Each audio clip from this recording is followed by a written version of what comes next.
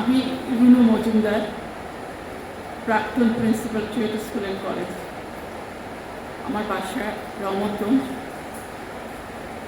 আমি আসলে এই কালচারাল পার্ক নামটা অনেক আগে শুনেছি, কিন্তু আমি কখনোই ভিতরে কী হচ্ছে বা কারা পরিচালিত করছে সেটা খুব বেশি ভালো জানতাম না। আজকে শ্রাবণের অঝোর দ্বারাই বৃষ্টি হচ্ছে। আমাদের বন্ধু শিলা আমাদেরকে ইনফরমেশন দিয়েছে আজকে এখানে সবাই আসবে। সাথে আমার বন্ধু, আরেক বন্ধু আকিরা পাল, তাকে বললাম যে চলো, বৃষ্টি হচ্ছে তো কী হচ্ছে, বৃষ্টি তো আসলে উপভোগ করার মতো বিষয়। বৃষ্টিকে যারা আসলে বিরক্তিকর মনে করে, আমি সেভাবে দেখি না। শ্রাবণে বৃষ্টি পড়বে, অঝোর দ্বারাই পড়বে, সেটাই আমাদের কাঙ্ক্ষিত। আর গতকাল গেল রবি ঠাকুরের প্রয়াণ দিবস, অঝোর দ্বারাই বৃষ্টি হবে। রবীন্দ্রনাথকে আমরা উপভোগ করব, প্রকৃতিকে উপভোগ করব, জীবনকে উপভোগ করব, সেটাই তো স্বাভাবিক হওয়ার কথা। কিন্তু আসলে বাস্তবতাটা খুব ভিন্ন। আমরা সংসার জীবনে আমাদের প্রফেশনাল জীবনটা থাকে একরকম ছকে বাঁধা, এটা করতে হবে, ওটা করতে হবে, এভাবে চলতে হবে। সেটা আমরা একভাবে উতরে চলে আসি।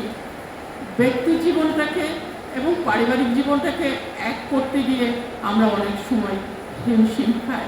আমরা প্রকৃতিকে উপলব্ধি করতে পারি না, পরিবেশকে উপলব্ধি করতে পারি না, মানুষের প্রতি মানুষের যে শ্রদ্ধাবোধ, ভালোবাসা, সেটা আমরা অনেক সময় ঠিকঠাকভাবে করতে পারি না।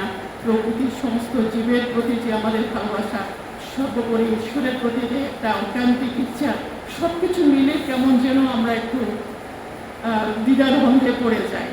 তখন আমাদের এই সঙ্গ প্রয়োজন, আমাদের পথ দেখাবার মানুষ প্রয়োজন। আমরা একত্রিত হলে, সবাই মিলে একটু আনন্দ উপভোগ করলে হয়তো আমরা একটু ভালো থাকতে পারবো। মানুষ বাঁচেই বা কয়দিন? এই যে চাকরি রিটায়ারমেন্টের পরে আর কয়টা বছর বাঁচবে? এখন তার কোনো তেমন বিশেষ কোনো কাজ নেই। পারিবারিক এবং এই সামাজিক এবং বন্ধুবান্ধব নিয়ে একটা সংঘবদ্ধ জীবন নিয়ে যদি আমরা শেষ দিনের দিকে এগিয়ে যেতে পারি, আমাদের জন্ম তো হয়েছে মৃত্যুর প্রয়োজনে, সেদিকে আমাদের যেতে হবে। তো আমরা যদি জীবনটাকে একটু উপভোগ করতে পারি, সেটাই ভালো লাগবে। আমি ওনার আসলে শ্রদ্ধেয় নাটুবাবুর কথা আমি নাম শুনছি, আমি আসলে খুব বেশি ভালো করে জানি না। ওনাকে আমি ধন্যবাদ জানাই। উনি এরকম একটা গেট টুগেদারের মতো করার বা যে মেডিটেশনের একটা সংস্থা গড়ে তুলছেন, নারীদেরকে নিয়ে ভাবছেন, সমাজকে নিয়ে ভাবছেন, সেজন্য ওনাকে ধন্যবাদ জানাই। আর যারা আসছেন, এখানে কিছু একটা হবে, কিছু একটা পাওয়া যাবে, কিছু একটা প্রশান্তি মিলবে, সেই দৃষ্টিভঙ্গি নিয়ে যারা আসছেন তাদেরকেও আমি আজকে কৃতজ্ঞতা জানাই, ধন্যবাদ জানাই। আজকে সবাইকে দেখে আমার ভীষণ ভালো লাগলো। এই বৃষ্টিটাকে আমি আরও অনেক বেশি উপভোগ করলাম। আর সোনার তরী কবিতাটা উপভোগ করলাম। সোনার তরী আসলে রবীন্দ্রনাথ একটা প্রতীকী লিখেছে, সারা জীবন ধান কাটলাম, সব কিছু রাশি রাশি ভাড়া ভাড়া সব কিছুই তো দিয়ে গেলাম। দিন শেষে আমরা ভীষণ একা পরপারে যাওয়ার জন্য তরী নিয়ে বসে আছি। এখন স্রষ্টার কাছে আমাদের নিবেদন, তুমি আমাদেরকে তুলে নিয়ে যাও। কেউ আসলে কারোর সাথে যাবে না, কেউ কারো পরিচিত হলেও মনে হবে দেখে যেন চিনিও হারে। আমরা ওই একটা দ্বন্দ্বের মধ্যে আছি।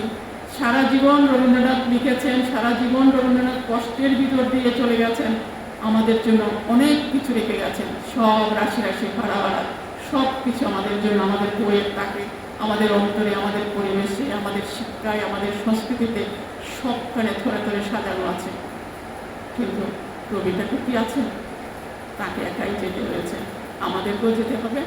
আমি চাই এই যে আজকের বন্ধুদের সাথে পরিচিত হলো, এই আনন্দ নিয়েই আমরা এগোতে চাই। পরিবেশে সবাইকে ধন্যবাদ জানাই। এই শ্রাবণের বৃষ্টিধারার সকাল, এই যে স্নিগ্ধতা, এটা আমি ভীষণ উপভোগ করলাম। আবারও ধন্যবাদ জানিয়ে শেষ করছি।